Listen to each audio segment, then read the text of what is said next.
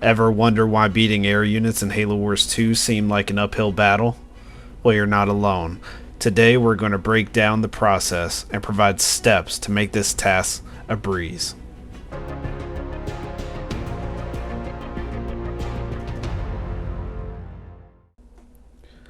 The Banshee is a quick and nimble unit. It's perfect for hit and run tactics, but falls short in terms of durability. To counter this, use units that have a high rate of fire, like the Wolverine or the Reaver. These units can quickly whittle down the Banshee's health, making it less of a threat. I would like to cover Wolverines and Reavers with the best methods of using them.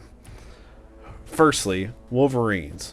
Here's a clip of non-upgraded Wolverines versus Air Level 3 Plasma Torpedo with Killing Frenzy, Boundless Siphon, and Boundless Fury. Wolverines don't require much effort. Just be careful of choke points and stay under the air the best you can, where all the Wolverines can continue engaging. As for Reavers, this might take a bit more of a touch. Reavers like to attack together. Just take a look at this clip of non-upgraded Reavers versus non-upgraded Banshees, where no micro on the Reavers, and watch how many missiles miss.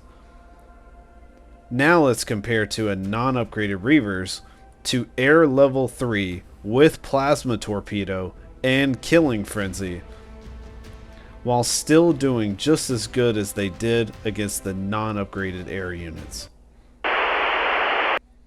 Hey guys, Future Fox here with less cinematic voice. So I forgot to put in here how to micro Reavers. So Reavers like to attack together whenever they stand close to each other. So essentially you need to spread them out. Spread them out as much as you can. Maybe make different little groups if you want, and then that'll separate their rate of their fire. So that way, if you have 16 Reavers shooting at the same Banshee, then 3 of them will kill it, and 13 of them are gonna miss. Anyways, back to the video. My bad. To highlight, Wolverines are better versus smaller air units, whereas Reavers are better versus bigger air units like Vultures and Condors. Either way, both of them are fully capable of beating upgraded Decimus Banshees with all the passives that Decimus has to offer, all the upgrades, without even upgrading to vehicle level 1. Scouting is going to be your first step in defeating Banshees. You cannot counter a threat effectively if you don't know it's coming. Periodically clicking A on the air pad to make sure that they have not switched to build something else is also a great way to make sure you're not going to overcommit to your anti-air. However, as long as your opponent is massing air, it is a great idea to continuously mass the counter to that air. Now that we know about straight up fights, we need to turn our attention towards mobility of air. Let's take a second and look at the speed of air versus Wolverines, and you'll notice that Wolverines and air units, such as Banshees, move exactly at the same speed.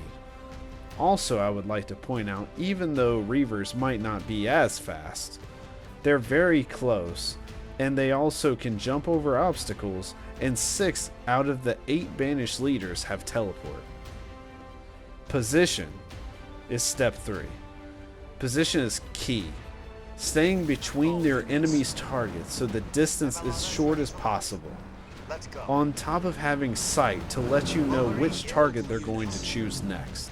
Allowing your army to get there at the same time, or even possibly sooner than the Banshees, means that they can't stick around to do damage to the base. Anti-air turrets are great to assist you, but upgrading bases and fortifications should come only second to building your units and your line of sight. Always aim to have a good position on the map. This puts your units in range to get to the base to defend. This advantage can be a game changer in battles.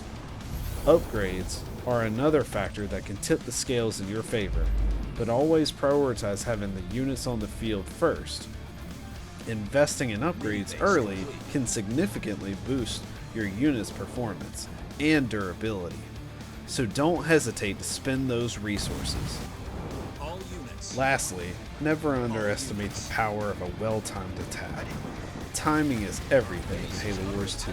Strike when your opponent is weak, and retreat when they have the upper hand. To sum up, beating air units in Halo Wars 2 requires a good understanding of each other's strengths and weaknesses, scouting, strategic positioning, timely upgrades, and well-timed attacks. With these strategies in mind, those pesky air units will soon be nothing more than a minor inconvenience. Remember, every battle is a learning experience, so don't be disheartened by a loss. Instead, use it as a stepping stone towards becoming a better player. With practice and perseverance, you'll soon be a force to reckon with in Halo Wars 2. And that's all for today. Stay tuned for more Halo Wars 2 strategies and tips. Happy gaming.